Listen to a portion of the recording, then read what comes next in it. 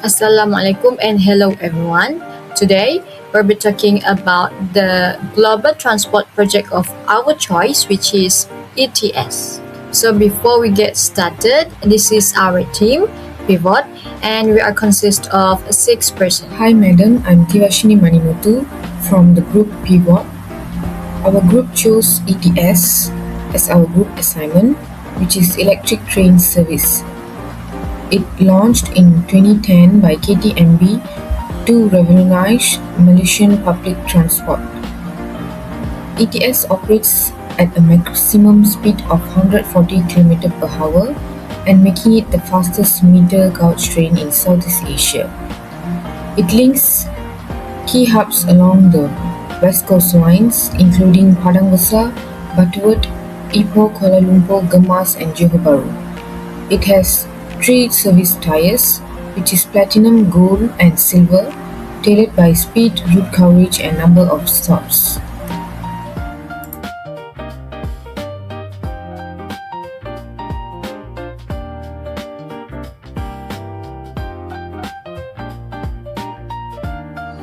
My name is Siti Nosha Zuhairi Sapian. My metric number is 107396. Next, I will explain about the market structure of ETS. ETS is considered as a natural monopoly because it is operated by KTMB as the only ETS service provider in Malaysia. This is because railway service need a very high investment to track stations, trains, and other facilities. It is not easy for new companies to enter this market. ETS also has economy of scale. This means when more passengers use ETS, the cost per passenger become lower and the service become more efficient. However, ETS still face competition from other facilities such as airline, bus, and private car.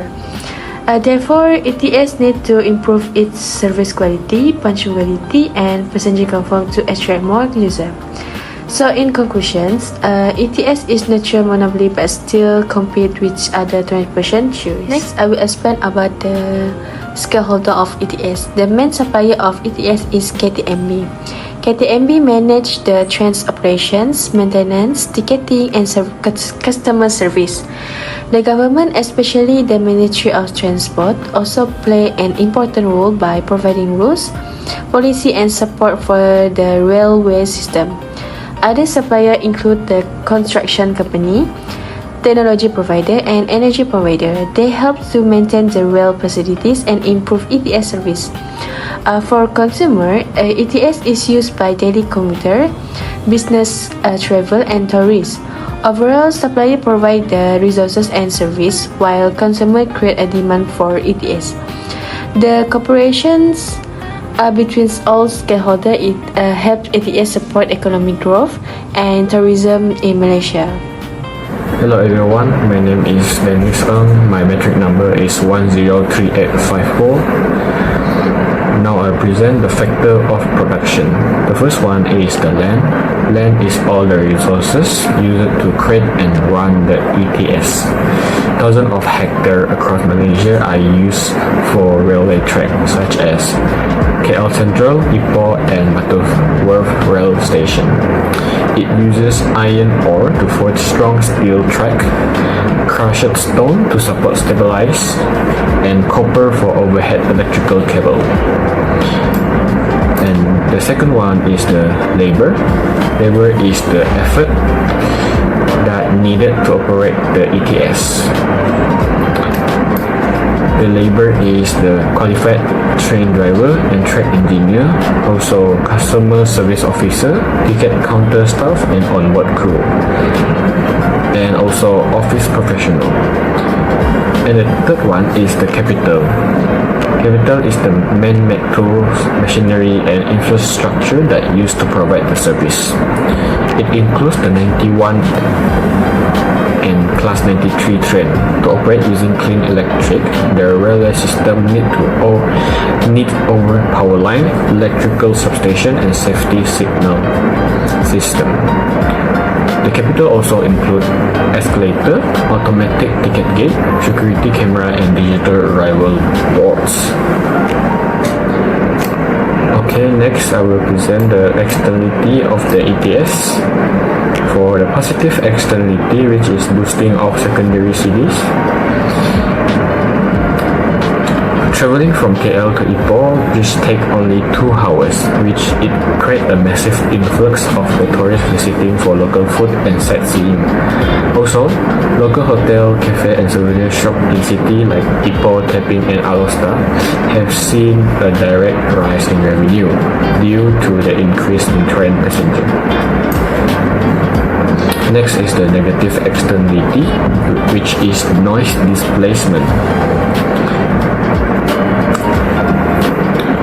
The ETS travel at speed create a constant noise and physical ground vibration throughout the day and night, and this can disrupt sleep and cause stress and lower the quality of life for the resident. The track must be completely fenced off, creating a barrier that split all village or neighbor into 2 sides. Hello everyone, my name is Kaizatul Ikma with the number matrix of 104667. So in this section, I will discuss the substitute competitors of ETS. So mainly, ETS competes with domestic flights, express buses, and private cars. Flights are the fastest option, but they are also the most expensive with fares ranging from 120 to 250 ringgit. Express buses are the cheapest, costing around 43 to 50 ringgit, but they have the longest travel time and are affected by traffic congestion. Private cars offer flexibility and privacy, but fuel, toll, and traffic costs can increase the overall travel expense. Meanwhile, ETS offers a fixed fare of 80 ringgit, a travel time of about 4 hours, and a high level of comfort, making it a strong alternative to other transport modes. So why is ETS competitive? ETS remains competitive because of 3 main advantages. First, it offers a fixed and affordable ticket price. Second, it provides a reliable travel time since it is not affected by road traffic. And third, passengers enjoy comfortable facilities such as spacious seats, Wi-Fi, power sockets, an onboard cafe, and clean toilets. So as a result, ETS provides excellent value for money. To increase revenue and compete with premium airline services, ETS introduced the ETS Business Class. This service features a dedicated coach, more personal space and privacy, rotating seats, personal entertainment screens, and USB charging ports. Business class passengers also receive complimentary meals and drinks, a travel kit, access to executive lounges, and personalized cabin crew service. Because of these premium features, ticket prices range from 120 to 150 ringgit. ETS Business Class targets corporate travelers, business owners, tourists, and senior citizens who are willing to pay more for comfort, privacy, and convenience. In conclusion, ETS successfully competes with flights, buses, and private cars by offering a balance of affordability, reliability, and comfort, while its business class service helps attract premium customers and generate additional revenue. My name is Stephen Fenley and my matrix number is 106447. So in this part, I will present about value proposition, which will explain about the comparison between its ETS and 3 rivals of the company with ETS. So from KL Central to Penang and Butterworth, if you take the train, the ETS from KL Central to Butterworth takes between 3 hours 30 minutes and 4 hours 20 minutes, with ticket price ranging from 60 to 90 ringgit. While the bus airline is much slower, which is about 5 hours, but it's slightly cheaper, between 60 and 72 ringgit. Air travel with Air Asia is the fastest one, which is only taking 55 minutes of flight time, but it is also the most expensive, which is ranging from 111 to 270 ringgit. So here the trend of a balance. The bus is cheapest but the slowest. and the plan is fastest but costly. So next is the Southern Selangor Hub. So traveling by ETS train from KL Central to Kajang or Nilai takes 35 to 50 minutes with ticket price between 11 and 15 ringgit.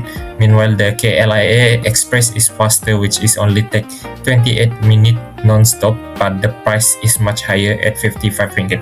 In this corridor, the ETS is clearly more affordable, while the KLIA Express is the premium option for speed. And finally is the Perak corridor, specifically Ipoh. The ETS train from KL Central to Ipoh takes about 2 hours 20 minutes to 2 hours 40 minutes, with ticket price between 35 and 45 ringgit, while the bus aeroline takes around 3 hours and costs 45 to 55 ringgit. So here the train is both faster and cheaper compared to the bus. Next part of value proposition that I will present is in terms of comfort in these three transport services. So for the first one is the airline bus.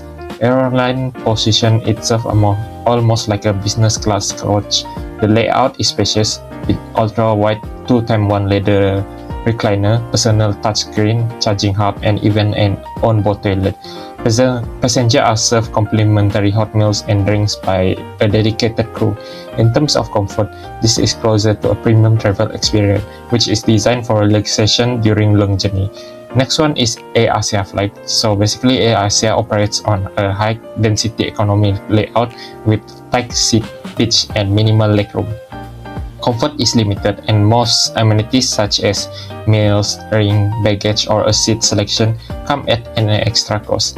While the flight is fast, the on-board experience is basic, which is more focused on efficiency rather than comfort. So the last transport services will be the ETS train. As you can see, there is 3 services class in the ETS train, which is Gold, Platinum, and Express. Each class provide a different comfort in its subclass.